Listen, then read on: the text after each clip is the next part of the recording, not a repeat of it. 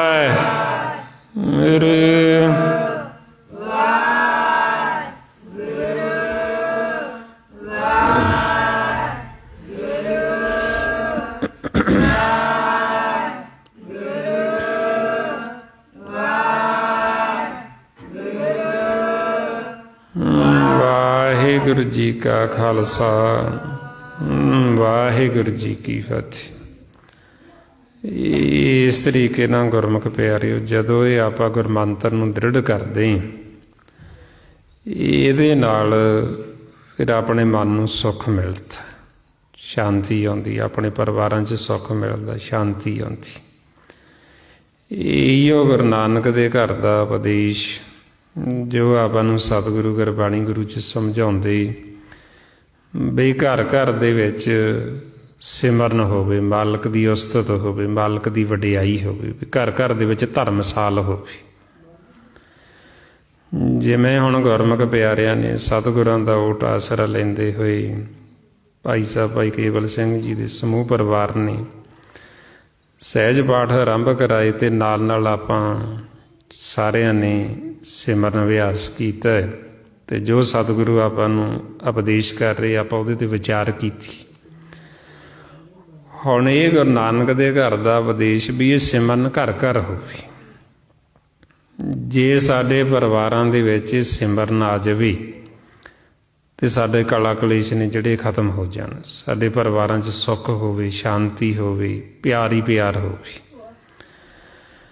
ਸੋ ਇਸ ਵਾਸਤੇ ਆਪਾਂ ਨੂੰ ਸਾਰਿਆਂ ਨੂੰ ਚਾਹੀਦਾ ਵੀ ਇਹ ਅਸੀਂ ਆਪਣੇ ਪਰਿਵਾਰਾਂ ਦੇ ਵਿੱਚ ਸਿਮਰਨ ਅਭਿਆਸ ਕਰਾਈਏ, ਤਾਂ ਕਿ ਜਿਹੜੇ ਜੀਵ ਨਹੀਂ ਸੰਗਤ ਕਰਦੇ, ਆਪਣੇ ਪਰਿਵਾਰਾਂ ਦੇ ਮੈਂਬਰ ਹੀ ਉਹ ਵੀ ਸੰਗਤ ਕਰਨ, ਸਿਮਰਨ ਕਰਨ, ਅਤੇ ਉਹ ਵੀ ਆਪਦੇ ਜੀਵਨ ਦਾ ਲਾਹਾ ਕੱਢਣ।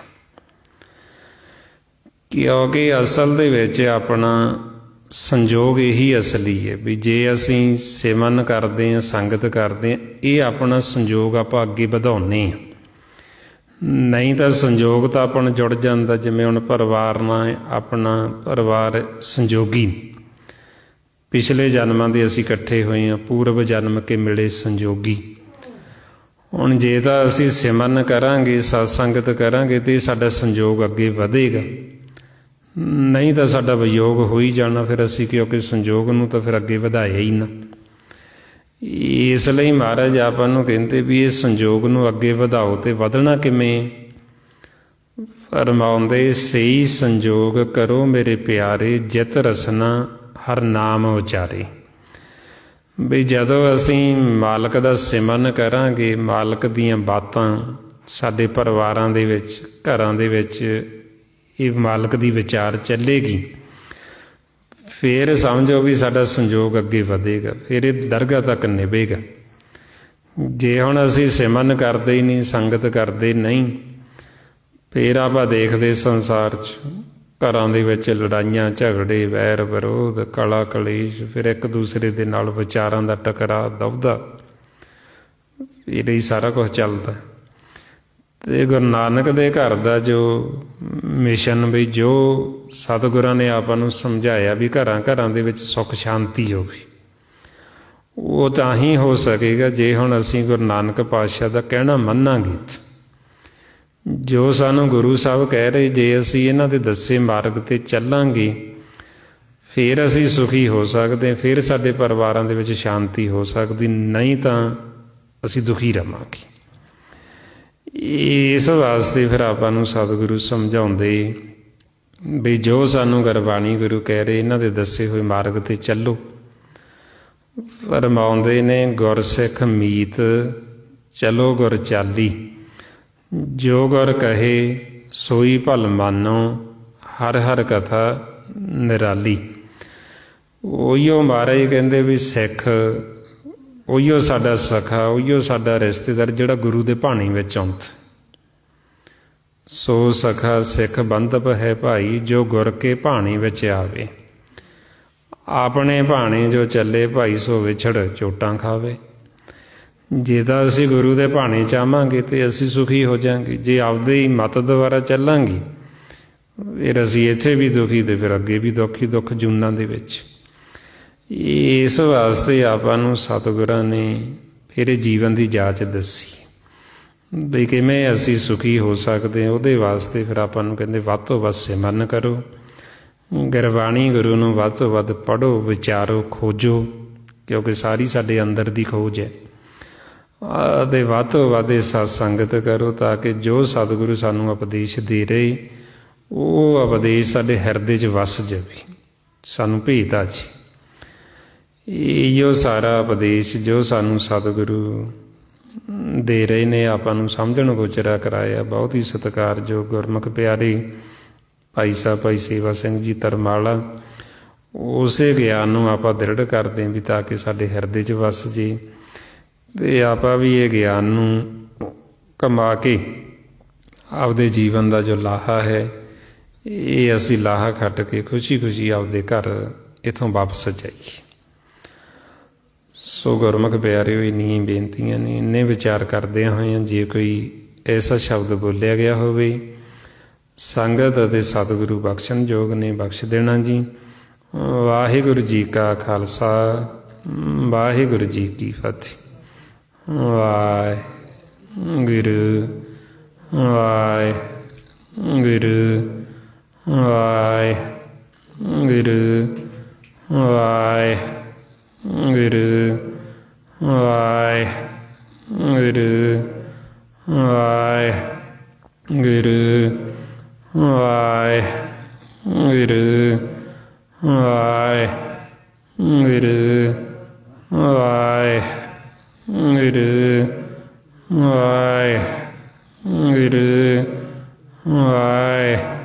ਵਾਹਿਗੁਰੂ ਵਾਹਿਗੁਰੂ ਵਾਹਿਗੁਰੂ ਵਾਹਿਗੁਰੂ ਵਾਹਿਗੁਰੂ ਵਾਹਿਗੁਰੂ ਵਾਹਿਗੁਰੂ ਵਾਹਿਗੁਰੂ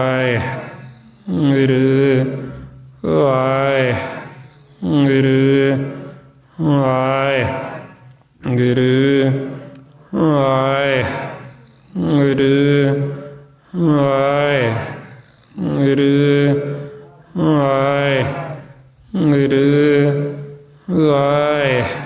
ਵਾਹਿਗੁਰੂ ਵਾਹਿਗੁਰੂ।